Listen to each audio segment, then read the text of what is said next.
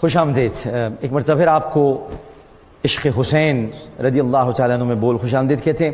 مظفر شاہ صاحب سے میں نے جو سوال ان سے کیا تھا، جو چھوڑ کے کیا تھا، شاہ صاحب. بسم اللہ الرحمن الرحیم. دیکھیے حضرت علامہ صاحب قبلہ مدظ اللہ نے حدیث قسطنطنیہ کے حوالے سے مختصر لیکن جامع بحث فرمائی. تمام روات کو سامنے رکھ کر امت کا جو تسلسل ہے اور شروحات بخاری اور تاریخ کی جو محقق یعنی تحقیق سے جو نظریہ ثابت آتا ہے اس کو اپنے اپنے خوبصورت انداز میں ذکر فرمایا. دیکھیے یزید جو تھا یہ تابعین کے دور میں تھا. میں ایک بات کرنا چاہتا ہوں کہ ظاہر سی بات ہے کہ جو حضرات قسطنطنیہ کی بات کرتے ہیں، میں کہتا ہوں کہ اسی حوالے سے آپ اپنے آپ کو سہارا امام احمد کے فقہ کا بھی دیتے ہیں کہ ہم حضرت امام احمد کے فقہ کے ماننے والے ہیں. تو امام احمد پہلی شخصیت ہے جنہوں نے یزید کی تکفیر کی تھی. ٹھیک ہے. اور آپ دیکھیے کہ آج جس طرح کے کوئی بزرگ موجود ہوں اور تقوی و طہارت کے حوالے سے ان کا مقام ہو، تو حضور علیہ الصلوۃ والسلام سے غلامی کی نسبت رکھنے والا شخص ان کے پاس جاتا ہے اور کہتا ہے کہ آپ ہمیں اس سند حدیث کی اجازت دیجیے جو آپ نے بزرگوں سے سنی تھی اور جو ان کے بزرگوں نے سنی تھی، جو ان کے بزرگوں نے سنی تھی، جیسے حدیث ید حدیث سلام ہے کہ جو سلسلہ بہ سلسلہ روایت آئی ہے تاکہ ہم اس کڑی کے اندر جڑ جائیں کہ جس میں رسول کریم صلی اللہ علیہ وسلم سے وہ فرمان متصل ہوتا ہے اور کل قیامت کے دن ہمیں اس کا حصہ عطا ہو جائے. تو میں پوچھنا چاہتا ہوں ڈاکٹر صاحب کہ آج اس 15ویں صدی کے اندر اگر کوئی بزرگ موجود ہو جس کا تسلسل اور جس کا سلسلہ صحابہ اکرام رضوان اللہ اجمعین سے اس روایت کے ساتھ جڑا ہوا ہو، تو ہم چاہتے ہیں اپنی مغفرت کے لیے کہ ہم اس سند سے اس حدیث پاک کو لے لیں. بالکل صحیح. اور یہ ہر جگہ ہوتا ہے، اس کے لیے اسفار کیے جاتے ہیں اور باقاعدہ اس پر کتابیں مرتب کی جاتی ہیں. میں پوچھتا ہوں یزید کا دور تو تابعین کا دور تھا. یزید کا دور جو ہے تابعین کا دور تھا.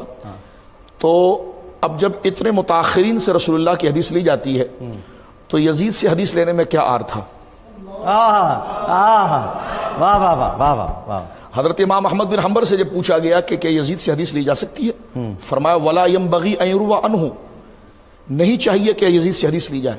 اور فرمایا ليس بأهل ان يروى عنه، یزید کی اوقات ہی نہیں کہ اس سے اتنا مقدس کلام لیا جائے. اللہ اکبر، اللہ اکبر. میں پوچھتا ہوں جنت میں بھیجنا تو بہت دور کی بات ہے، یہی اس کی ثقات کا حال ہے. اللہ اللہ اللہ. علماء نے اس سے حدیث لینے کو ناجائز قرار دیا. یہ علامہ ابن حجر اسقلانی رحمہ اللہ نے لسان المیزان میں لکھا. یہی بات کو میزان الاعتدال کے اندر علامہ ذہبی نے لکھا. پھر یہی بات علامہ ابن حجر اسقلانی نے یزید بن معاویہ کے ترجمے کے اندر تہذیب التہذیب میں لکھا. فرمایا لیس بأہل ان یروى عنہ، یزید کی اوقات ہی نہیں کہ اس سے حدیث لی جائے. ایک بات. پھر دیکھیے کوئی مسلمان انتقال کر جاتا ہے، رضی اللہ تعالیٰ عنہ کہتے ہیں، رحمت اللہ علیہ کہتے ہیں، رحمہ اللہ کہتے ہیں. یزید کا جب نام لکھا جاتا ہے نا بڑی کتابوں میں، علامہ عینی کو دیکھیں، اس سے پہلے دیکھیں، تو وہ لکھتے ہیں یزید علیہ ما یستحقہ. ایک نئی طرز ہے، یعنی وہیں پہنچا جہاں کا وہ مستحق تھا. میں پوچھتا ہوں آپ رضی اللہ لکھ رہے ہیں، آپ رحمہ اللہ لکھ رہے ہیں، پرانے بزرگوں کے تمام علامہ عینی کو دیکھیں، اس سے پہلے دیکھیں، تو وہ اب یہ کہتے ہیں سری شخصی لعنت کرنا، تو جن کے نزدیک شخصی متعین لعنت کرنا ناجائز ہے وہ استعارے میں یہ بات کرتے ہیں علیہ ما یستحق، یہ بھی لعنت ہی ہے. فرما وہیں پہنچا جہاں اس کا ٹھکانہ تھا، یعنی شخصی لعنت کے مقابلے پر یہ جملہ خطرناک. یہ تو نام بھی نہیں لینا چاہتے جس جگہ پہنچا. علیہ ما یستحق. تو یہ دیکھیے کہ یہ یزید کی ثقات کا حال ہے. ایک بات علامہ ابن تیمیہ مجموعۃ الفتاویٰ کے اندر اس بات کو لکھتے ہیں کہ اب جس طرح کے خطیب پاکستان علامہ اوقاری صاحب رضی اللہ عنہ رحمہ اللہ کا یہ قول رہا کہ وہ بڑی یہ بات فرمایا کرتے تھے، یہ ہمارے بزرگوں میں جو اہل بیت کے محبت کرنے والے ہیں، صحابہ سے محبت کرنے والے ہیں، ٹھیک ہے بھائی تم دعا کرو تمہارا خاتمہ یزید کے ساتھ ہو اور ہمارا خاتمہ امام حسین کے ساتھ ہو. تو میں نے حال میں ایک کتاب دیکھی ہے، انہوں نے بڑے ڈنکے کی چوٹ پر کہا یہ کوئی بات تھوڑی ہے، بالکل یزید کے ساتھ خاتمے کی بات کی جا سکتی ہے. میں نے کہا آپ علامہ ابن تیمیہ کو سن لیں.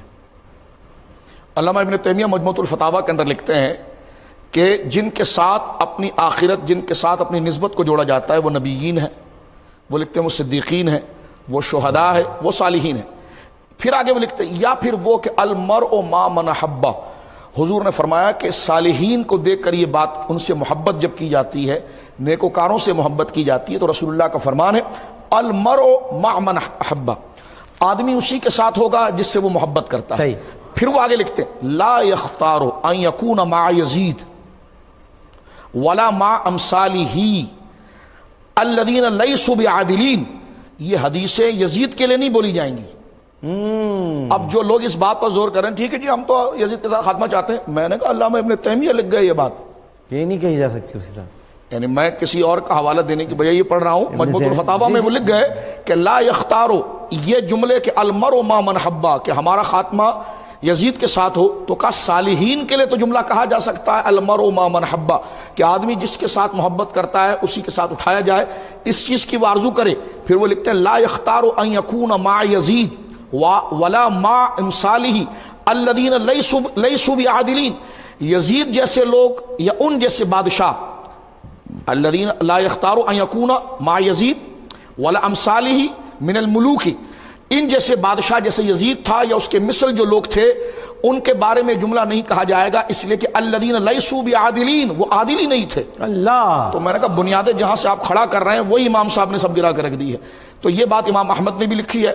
اب آپ قسطنطنیہ کی بات کہ علامہ ابن تیمیہ نے نہیں پڑھی، امام احمد نے نہیں دیکھی، ان چیزوں کو انہوں نے نہیں ذکر کیا، تو اذا جاء الاحتمال بطل الاستدلال، استدلال بنتا ہی نہیں ہے، اتنے قوی احتمال نہیں بلکہ شواہد موجود ہیں، شاہد موجود ہے، جس طرح کہ علامہ صاحب نے ذکر فرمایا۔ تو اس کے اب آپ دیکھیے میں اسی طرف چلنا چاہوں گا۔ جی جی جی جی جی، علامہ ابن تیمیہ کے شاگرد ہیں شمس الدین ذہبی، ٹھیک ہے، ان کی آپ آج کل تو ہر ایک کے ہاتھ میں اسمارٹ موبائل ہے، میں کلمات پڑھتا ہوں، آپ اس کو گوگل پر لکھیے، مولانا گوگل بڑے تیز ہیں وہ سب نکال کے مولانا گوگل، ٹھیک ہے جی۔ اب آپ دیکھیے کہ سیر اعلام النبلاء کے اندر جب اس کی بات کی ہے تو اس کے بدن کے بارے میں، اس کے احوال کے بارے میں سب ذکر کر کے آگے لکھتے ہیں کانا ناصبن، وہ اہل بیت کا جانی دشمن تھا، جس طرح حضرت آپ ذکر فرما رہے ہیں، کیونکہ ناصبی اس فرقوں کو کہتے ہیں جو حضرت مولا علی کی تکفیر کرتے ہیں معاذ اللہ، جی، حضرات اہل بیت اعظام کی معاذ اللہ اہانت کرتے ہیں، توبہ استغفر اللہ، یہ ناصبی گروہ ہے۔ تو علامہ ذہبی نے یہ جملے لکھے ہیں کہ جو انتہائی حساس، انتہائی متوازن علوم ہے اسماء الرجال کا اور تراجم کا، جن میں آپ کی، جیسا میں نے علامہ ابن حجر اسقلانی کا حوالہ دیا، یہ رعات حدیث پر بحث کرنے والے لوگ، کسی غلط آدمی کو اگر صحیح کر دیں گے تو وبال ہو جائے گا، روایت حدیث کو تنقیح کے لیے، صاف ستھرا کرنے کے لیے اور اس پر مزید اعتماد کرنے کے لیے علماء نے ایک شعبہ رعات حدیث، جو لوگ روایت کر رہے ہیں ان کے ترجمے کے بھائی کون تھے کیا نہیں تھے، ان کے ماہرین یہ علماء ہیں، یہ نباز علماء ہیں، ان کے کاندھوں پر بہت بڑی ذمہ داری ہے، جس کے بارے میں جو جملہ لکھتے ہیں قوم اس کے لیے اعتماد کرتی ہے، یہ شخص نہیں رہے بلکہ یہ دین کا درجہ حاصل کر چکے ہیں، یہ وہ لوگ ہیں، فرماتے لیس بأہل ان یروی عنہ، یزید اس لائق نہیں کہ اس سے روایت لی جائے، ارے تابعی ہے تو پھر روایت کون، آپ اگر تابعی کہتے ہیں اس کو، جی ہیں تابعی سے، یعنی دورہ تابعین، ہم تو کہہ رہے ہیں میں دورہ تابعین میں رہا، لیکن آپ اس کو تابعی ڈکلیئر کر رہے ہیں، تو تابعی ہے تو تابعی کا تو بڑا مقام ہوتا ہے۔ رسول اللہ نے فرمایا کہ سب سے بہترین لوگ قرنی میرے صحابہ ہے، ثم الذین یلونہم، پھر تابعی ہیں، ثم الذین یلونہم تبع تابعین، تو حضور نے تو بڑی بشارت دی ہے۔ لیکن علماء یہ ہم سے زیادہ جانتے محدثین، جن کے تراجم کو پڑھ کر لوگ علم حدیث کو سمجھتے ہیں، یہ تمام دلائل حدیث قسطنطنیہ اور تابعین کی بشارت اپنے سامنے رکھ کر آپ دیکھیے، اس کے باوجود امام احمد تکفیر کر رہے ہیں، محدث ابن جوزی اس کی مذمت پر پوری کتاب لکھ رہے ہیں۔ آگے سنتے چلیے، علامہ ذہبی کیا جملہ کہہ رہے ہیں، ابن تیمیہ صاحب کیا کہہ گئے، یہ بھی آپ ذرا دیکھیے۔ علامہ ذہبی نے لکھا کہ کانا ناصبن جلفن غز القلب، فرمایا کہ وہ بڑا شدید مزاج تھا، تندخو تھا، اور آخر میں لکھا ولم یبارک فی عمرہ، فرمایا اللہ نے یزید کی عمر میں برکت نہیں رکھی۔ کیوں؟ ڈاکٹر صاحب 40 سال کی عمر بڑی برکت کی عمر ہوتی ہے، وہ 38 سال کی عمر میں مر گیا۔ تو اس جملے کو میں نے نہیں لکھا کہ آپ میرے لیے سختی کا جملہ کہیں، یہ علامہ ذہبی لکھ رہے ہیں سیر اعلام النبلاء، ولم یبارک فی عمرہ، اللہ نے اس کی عمر میں برکت نہیں رکھی۔ اور وہاں پر دیکھیے کہ حضرت سید الشہداء حضرت حسین ابن علی رضی اللہ تعالیٰ کے لیے کیا جملے لکھے جائیں۔ میں ایک بات عرض کرتا ہوں، آپ البدایہ والنہایہ کھولیے، اب آپ دیکھیے کہ البدایہ والنہایہ میں حافظ عماد الدین ابن کثیر جی، جو یزید کو جنت میں لے جانا جاتے ہیں، ان کے نزدیک یہ معتبر تاریخ ہے، جہاں انہوں نے حضرت سیدنا میرے آقا سید الشہداء امام حسین ابن علی رضی اللہ تعالیٰ کا کوفہ جانے کا بیان شروع کیا، اس سے پہلے آخری صفحے پر یہ بات ہے، کیا فرماتے ہیں، بل الناس انما میلہم الی حسین ابن علی لأنہ سید الکبیر وابن بنت رسول اللہ، اللہ اکبر، لیس علی وجہ الارض احد یساویہ ولا یساوی، فرما بل الناس، ساری خدائی، انما میلہم الی حسین ابن علی، ساری خدائی اس وقت حسین ابن علی کی طرف مائل تھی۔ اللہ اللہ اللہ اللہ، یہ کوفے کے چند لوگ نہیں تھے، ابن کثیر کے الفاظ آپ دیکھیں نا، ساری خدائی سے۔ ہاں، بل الناس انما میلہم الی حسین ابن علی، سب لوگ، سارے لوگ حسین ابن علی رضی اللہ تعالیٰ عنہ کی طرف مائل تھے۔ کیوں؟ لأنہ سید الکبیر، سبحان اللہ، اللہ اکبر اللہ اکبر اللہ اکبر، کیونکہ یہ خود بھی ہاشمی ہے، تو ان کا پھر وہ خون جوش مارا تو وہ لکھ رہے ہیں، وہ لکھتے ہیں کہ لأنہ سید الکبیر، اس لیے کہ وہ سب سے بڑے سردار اور سیادت کے سب سے اعلی مقام پر تھے، وہ ابن بنت رسول اللہ اللہ اللہ اللہ، صلی اللہ علیہ وسلم، وہ خیر النساء العالمین سیدہ بطول زہرا کے شہزادے تھے۔ واہ، لیس علی وجہ الارض احد یساویہ ولا یسامی، اس وقت پورے روئے زمین پر کوئی ایسا نہیں تھا جو حسین ابن علی سے شرف میں کندھا ملا سکے۔ اللہ اللہ اللہ اللہ اللہ اللہ، ولیکن دولت الیزیدیۃ ینافی، لیکن یزید کی جو حکومت تھی وہ بغض میں تھی اور اس کے انکار کر رہی تھی۔ میں نے کہا آپ کیا حدیثیں پڑھ رہے ہیں، تحقیق کے بعد جو نتیجے آ گئے اس کو دیکھیں نا، آپ پروسیس کو دیکھ رہے ہیں، جو رزلٹ آ گیا وہ دیکھیں، جو فتوے کی صورت آ گئی وہ دیکھیے۔ یہ علامہ ابن حجر نے بیان کیا ہے، یہ علامہ ابن تیمیہ نے بیان کیا ہے، یہ علامہ ذہبی نے بیان کیا، یہ علامہ ابن حجر اسقلانی نے بیان کیا، یہ علامہ ابن کثیر بیان کر رہے ہیں۔ تو یہ تو حکم ہے، حکم، وہ کہتے ہیں جی دوبارہ اس کی تحقیق کرو۔ ہم نے کہا تحقیق کرنے کی کیا ضرورت ہے، جب اس کے بارے میں امت کا اجماع ہو چکا ہے، ساری باتیں کھل کے جو ہے کہ وہ سامنے آ چکی ہے، تو اب اس کے بعد تو کوئی چیز باقی بچتی ضرورت نہیں۔ تو لہٰذا آپ نے جو پوچھا تھا کہ رحمہ اللہ کہنا کیسا ہے، تو علماء نے اس کو ناجائز قرار دیا۔ مجھے ایک دوست کہنے لگے، یعنی قریبی بندہ تھا، مجھ سے کہنے لگے کہ یزید بڑا نیک تھا، شریف تھا، یہ تھا۔ میں نے کہا دیکھیں مجھے یہ بتائیے آپ کہ اہل سنت و جماعت نے اس بات کو متحقق رکھا ہے کہ امام علی مقام کو جو باغی کہے گا وہ سنی نہیں ہے۔ بے شک، یہ ہماری ساری اجماعی کتابوں میں ہے، شرح عقائد دیکھیں، شرح فقہ اکبر دیکھیں، علامہ ابن حمام کو دیکھیں، اوپر کی ساری ابحاث کو، بلکہ عبدالشکور سالمی، ابھی بابا صاحب کا عرس گزرا ہے، بابا فرید شکیتی نے رحمہ اللہ کا عرس سنا۔ پاک پتن شریف، بابا فرید کی بارگاہ میں جس وقت خواجہ نظام الدین اولیاء آئے تھے تو آپ نے عبدالشکور سالمی کے تمہید خود پڑھائی تھی ان کو، یہ عقیدے کی بنیادی کتاب اور ماتوریدی کلام کی سب سے بلند کتاب ہے۔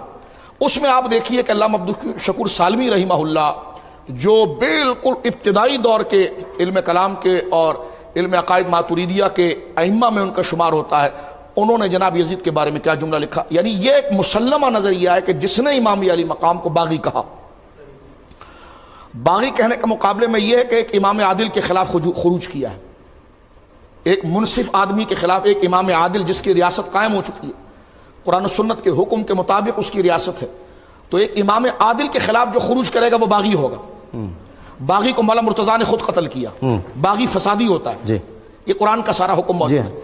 اہل سنت و جماعت، اس مسئلے کو آخری میں یہ عرض کر کے اپنی بات کو ختم کرنا چاہوں گا ڈاکٹر صاحب، اہل سنت و جماعت نے اس بات کو ذکر کیا کہ جو شخص حضرت امام علی مقام کو باغی کہے وہ سنی نہیں۔ اب ایک شخص مجھ سے کہنے لگا کہ امام علی یزید جو ہے بڑا نیک تھا، تو میں نے کہا پہلے یہ بتاؤ کہ امام علی مقام جو اس کے خلاف نکلے تھے تو باغی تھے معاذ اللہ؟ کہنے لگے نہیں، تو میں نے کہا یزید پھر غلط تھا۔ واہ واہ واہ واہ، ختم معاملہ ختم، مسئلہ ختم۔ اور اگر باغی کہتے ہیں تو ہم آپ خارجیوں سے بات ہی نہیں کرتے، ہم تو بات سنیوں سے کرتے ہیں۔ مردہ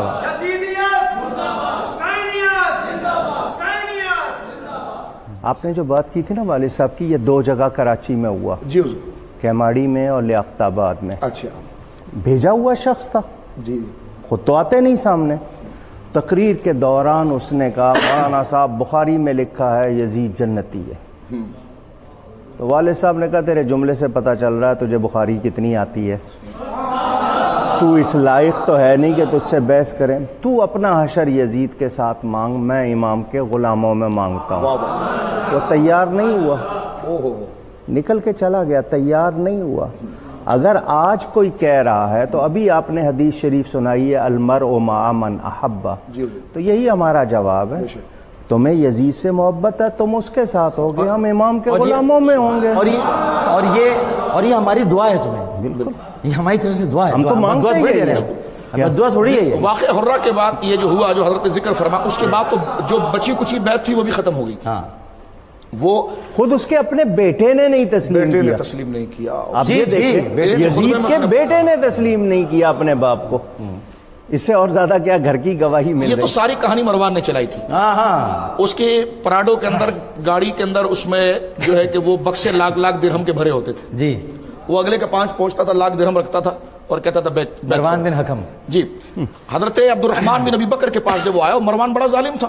یہ فلورا کراسنگ وہاں سے شروع. جی اچھا صحیح ممبر خریدنا فلور آف کراسنگ. جی صحیح. اچھا آیا جی. جی سرکار دو عالم صلی اللہ علیہ وسلم نے خود ارشاد فرمایا کہ میں اپنے ممبر پر بنو حکم کی اولاد کو بندروں کی طرح ناچتا ہوا دیکھ رہا ہوں. اور اگر یہ بات آپ بیان فرما رہے ہیں تو اس کے ساتھ پھر وہ بھی بیان کر دیں جو حضرت ابو ہریرہ رضی اللہ تعالیٰ عنہ نے فرمایا. سارے میں واضح واضح. بلکہ حضرت ابو ہریرہ کے حوالے سے یہ سنی جو طبرانی کے اندر روایت ہے. جس وقت حضرت ابو ہریرہ رضی اللہ تعالیٰ عنہ مرض الموت میں تھے، یعنی جب نزاع کا وقت ان کا قریب تھا، اس وقت مروان بن حکم آپ سے ملنے گیا. اور مروان بن حکم گیا ہے، طبرانی کے اندر روایت موجود ہے. اور مروان بن حکم نے جا کر حضرت سیدنا ابو ہریرہ رضی اللہ عنہ، میں کہتا ہوں کہ جو اہل بیت کا عاشق وہ حضرت ابو ہریرہ سے بہت محبت کرتا ہے، کیونکہ محبت کا تقاضا یہ ہے کہ جو محبوب کا محبوب ہو یا محبوب کا غلام ہو وہ محبوب ہوتا ہے. تو سیدنا ابو ہریرہ کو بہت قدر کی نظر سے دیکھنا چاہیے، بالکل دیکھنا چاہیے، اور بڑے پیار کی نظر سے. بالکل بالکل. اگر وہ نہ ہوتے تو اتنا ذخیرہ ہم تک پہنچتا ہی نہیں. اور یہ جو آپ بتانے جا رہے ہیں تو بالکل نہ پہنچتا جو آپ بتانے جا رہے ہیں. حضرت ابو ہریرہ وہ مرد حق ہے کہ وہ وقت فتنہ حق بولنے والے ہیں. یہ نہیں کہ ذرا حالات سازگار ہو جائیں تو پھر کوئی میٹھی سی بات کر دیں. نہیں، سامنے ظالم اور وقت کا فرعون بیٹھا ہے. مروان بن حکم نے کہا کہ میں نے بہت صحبت آپ کے ساتھ گزاری اور کوئی شخص کوئی شے میں نے خلاف سنت آپ میں نہیں دیکھی. اب یہ بستر پہ لیٹے ہیں، آپ کو پرواہ بھی نہیں، آپ لیٹے ہیں. اور یہ دیکھیے باقاعدہ حدیث پاک میں ہے کہ یہ مرض الموت ہے، وصال کا وقت. میرے بھی پاس حوالہ بھی موجود ہے تو میں آپ کے سامنے پڑھ بھی سکتا ہوں طبرانی میں. تو اس نے کہا کہ میں نے ایک عرصہ آپ کو قریب سے دیکھا اور کوئی شے میں نے آپ کے اندر خلاف سنت نہیں دیکھی، لیکن ایک دیکھا کہ آپ حسین سے محبت بہت کرتے ہیں. اور یہ کیوں ہے؟ آپ حسن سے محبت کیوں کرتے؟ کیوں ہے؟ آپ نے اپنے جب یہ کہا تو آپ نے اپنی آنکھیں کھولی. خاموش نہ رہے کہ مجھے ذبح کر دے گا، اتنے لوگوں کو تو اس نے مار دیا ہے. حضرت عثمان غنی کا خط اس نے بدلا، حسین کے لیے سب سے پہلے آواز اس نے لگائی. امام حسن کے زہر کی بات اسی کے سر ہے. کتنے آپ نے بتا دی اس کے بعد، اس کے جرائم مروان. یہ تو لمبی ایک فہرست ہے. شاہ عبدالعزیز محدث دہلوی نے کھلے لفظوں میں لعنت فرمائی. اپنے فتاوے کے اندر آپ نے گویا کہ اس بات کو ذکر فرمایا. داتا علی حجویری کشف المحجوب شریف میں لکھا. السوائق المحرقہ آپ اٹھا کر دیکھیں جو مقدمات ہے سنت کی. کہنے کا مقصد یہ ہے کہ یہی وہ شخص ہے. تو آنکھیں کھولی، آپ بتائیں جیسے یہ سنا آنکھیں کھولی انہوں نے. جی ہم آنکھیں کھولی جب مروان نے یہ کہا کہ آپ جناب جو ہے کہ یہ بات کر رہے ہیں کہ میں آپ کو میں نے دیکھا. مروان نے کہا کہ آپ سنت کے بالکل پابند ہیں، لیکن مجھے یہ بات بڑی عجیب لگی کہ آپ حسنین سے بڑی محبت کرتے ہیں. تو آپ نے اپنے غلام سے کہا کہ میں اس کا جواب بیٹھ کر دوں گا. آپ کے بیٹھ کر دوں گا جواب. اس کے پیچھے تکیہ لگایا گیا اور آپ اٹھ کر بیٹھے اور آپ نے فرمایا سنو، میں ایک دفعہ رسول اللہ صلی اللہ علیہ وسلم کے سفر میں تھا. سرکار سفر میں تھے اور ہمیں جلدی جانا تھا. اتنے میں حضرت حسنین کی رونے کی آواز آئی. سرکار نے پوچھا ابو ہریرہ ان کی ماں ان کے ساتھ ہے؟ کہاں ہے؟ تو فرمایا رو کیوں رہے؟ کہا پوچھ کر آتا ہوں.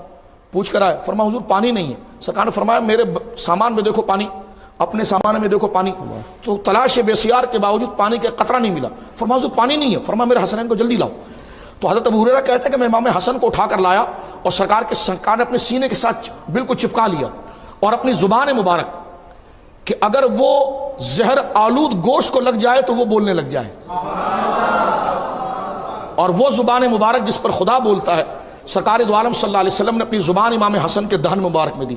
تو حضرت امام حسن نے اتنا پیا اتنا پیا. حضرت ابو ہریرہ کہتے ہیں یہاں تک کہ وہ تسکین پا گئے. فرمایا حسین کو میرے پاس لا. سینے سے لگایا. یہ مروان کو سنا رہے ہیں.